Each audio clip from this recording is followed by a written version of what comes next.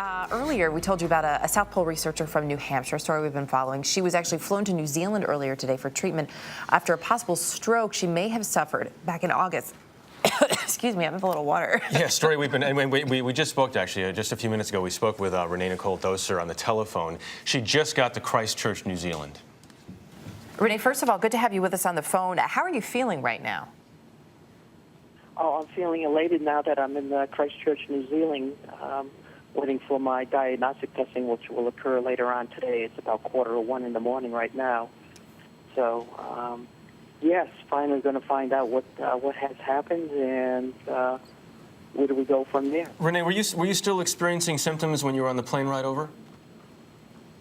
Yes, I mean, I still experience the same symptoms that I've had at the pole, where vision impairment and sometimes difficulties with my speech, as well as the what I always call the scrambled satellite signal, where you have I have a tough time talking, is missing pixels or whatever. But I basically was on a sedative to kind of take the chill out, and on the C-17 once I arrived in McMurdo and finally got off to Christchurch, I was totally, they had a special bed for me, and I just totally slept the entire flight. Renee, this as you know, became a very sort of a bitter public battle. Are you surprised at how far it went?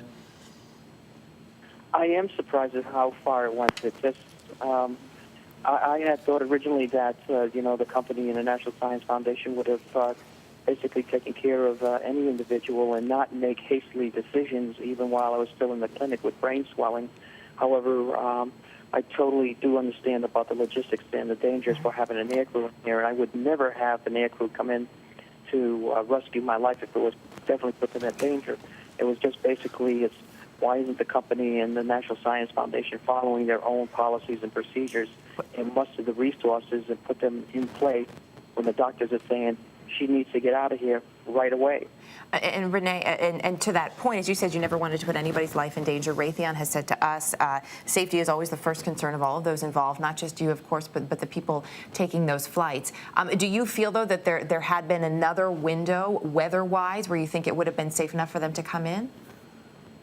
Oh, absolutely, because what they've done is there were windows that have been opened up, and but because they didn't bring the planes down from Canada and just waited until the very last point where they just had regular scheduled flights, that I was not afforded the opportunity to get quicker treatment as far as rehabilitation services.